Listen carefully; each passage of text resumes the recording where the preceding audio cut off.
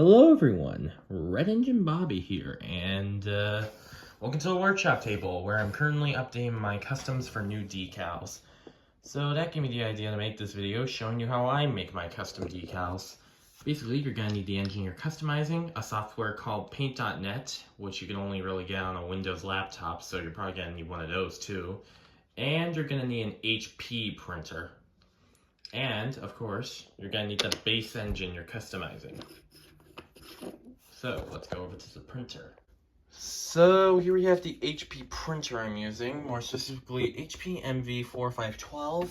I don't know when the HP printer will work. So basically you take the scanner and you take the engine and you should put it this way most of the time. And just make sure it's mostly straight, but we can fix that out in Paint.net. And you just basically close the cover just to be safe. But you don't have to close the cover if you don't want to, but yep, that's basically how you keep it in place. Sometimes it may move around though. Just keep it like this. Okay, now here we got HP Smart, the printer software that I usually use. And you just want to click on the scan button. My thing's already connected to the printer, so don't worry. And then don't change anything, just click on scan.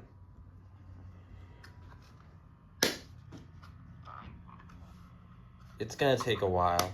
All right, so as you can see here, the Percy has been scanned. Except it's a bit turned, but don't worry, we'll fix that up. So what you want to do is click save, then just keep it as JPEG and name the file however you like. Mine's gonna be TWR Percy tutorial decals. And then we just click save.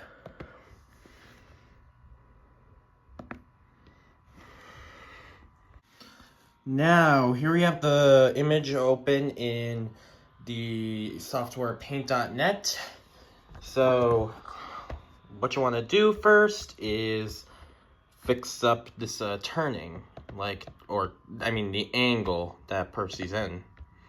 So just turn and try to get it as straight as you can.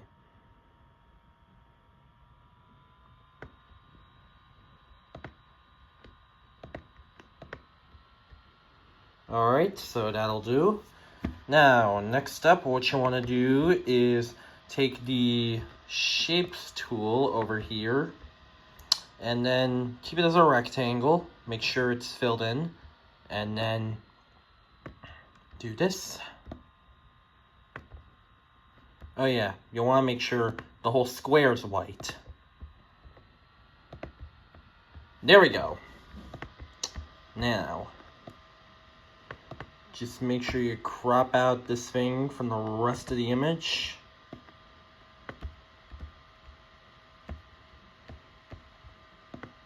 Also, don't worry about the boiler not being here. Well, actually, I need to worry about it being here because I need it for something. Whether or not you want to do boiler lining is completely up to you. I usually skip over boiler lining because it's kind of difficult to do curved decaling. So I usually just paint that. So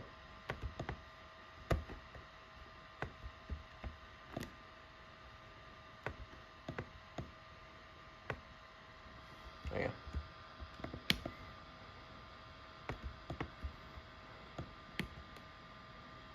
Yeah, that's good enough. Now, next up, you want to fill in all these details. So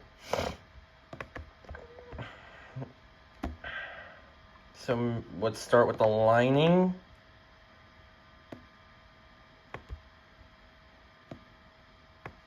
There's some things you can replicate with shapes, other things you can just fill in.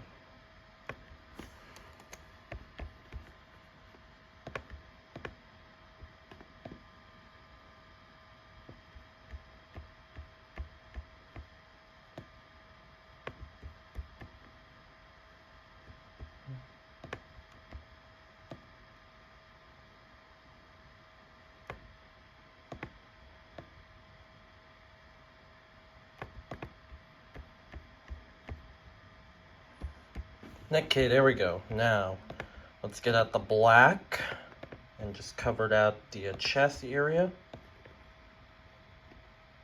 Chassis transition. And then we'll get the cab door or cab window and the sides for the door. And then the bunker lines.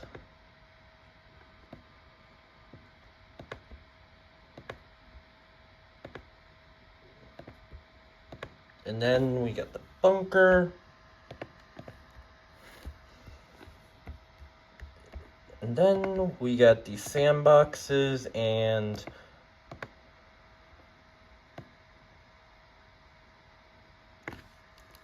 well, actually some pieces you can kind of just simplify for the sake of getting this done easier. So yeah, and sometimes you want to use the ink dropping tool over here, that one by the pencil. Yeah, you want to use that sometimes so that you can get the right color that you need if you're wanting to replace some other textures instead of just stealing or whatever, instead of just not stealing, instead of just reskinning, like customizing or whatever. Oh geez, I am not good at talking today, aren't I? Oh yeah, and I want to redo the number. So yeah, so yellow, yellow, yellow, mellow, yellow, my mellow, yellow, my mellow.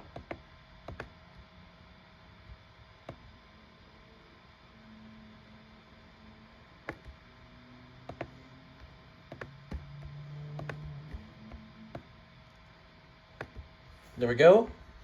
And then next up we got the lining, filler up.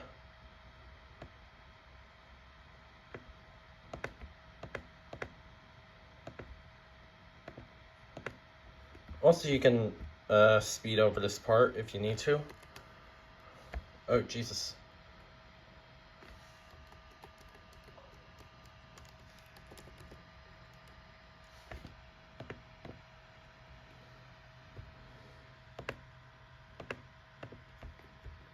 Now, we got everything.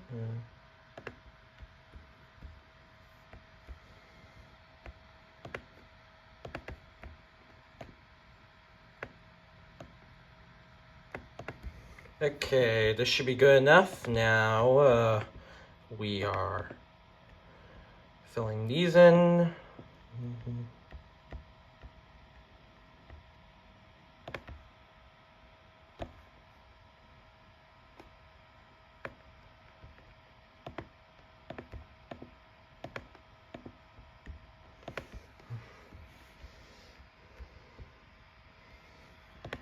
Yeah, apologies if I'm going off center. I'm not the best at holding a camera at the moment.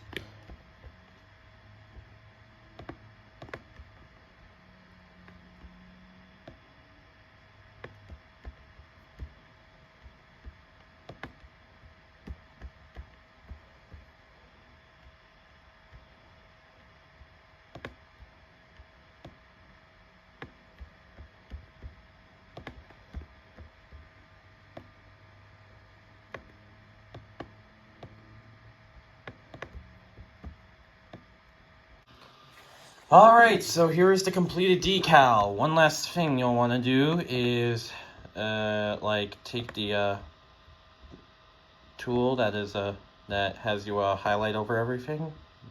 I forgot what this tool's name was. Rectangle select, or you can use the magic wand too, and make sure you have it on add union to combine it all together.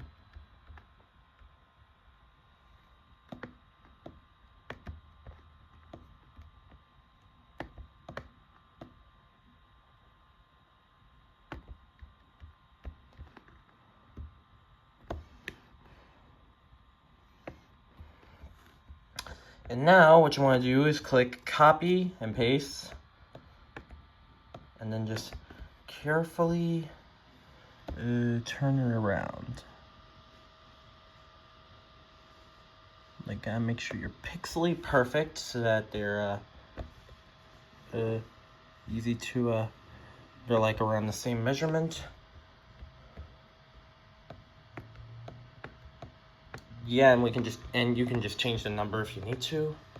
And there we go. That's my that's how you make the decal part itself, and it's pretty much free for all from here on. Alright, so here are the new decals I've just made.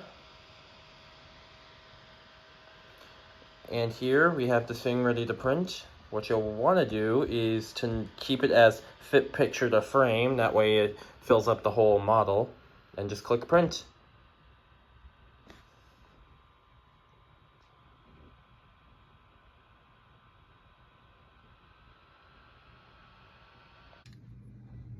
And here is it printed out. And if you're wondering what paper I use Astro Bright 65 LB cardstock because it's very thick and it gets the job done. It's like has a good thickness so that when we put it on the model, it doesn't like it doesn't really feel like cheap or easy to peel off. Now I got some of the details cut out.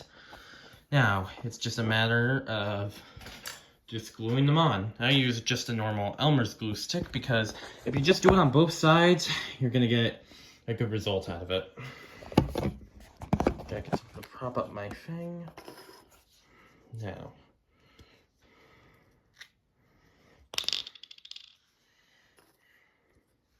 Well, actually,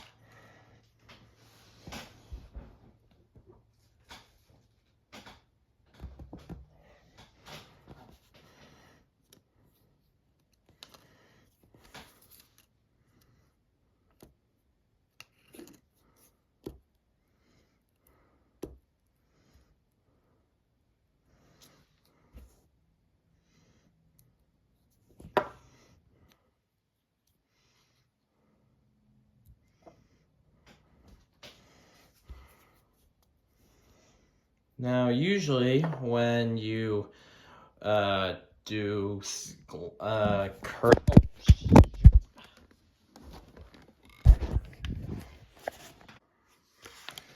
Now, usually on curve lines, you gotta be careful when doing curved decals, so because usually it tends to pop off. Sometimes if it doesn't stick, just use hot glue maybe.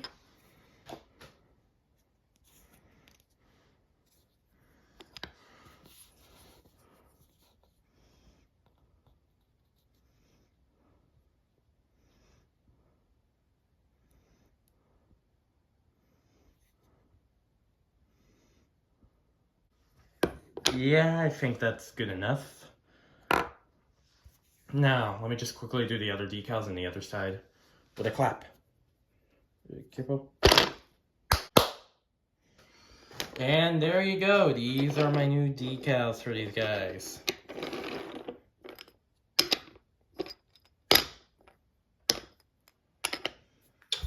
Well, that's how you make wooden railway decals, people. Not sure what else I can say. And I hope you get creative with whatever decals you enjoy making. And I hope to see you all next time, because I would like to make more videos. Bye-bye!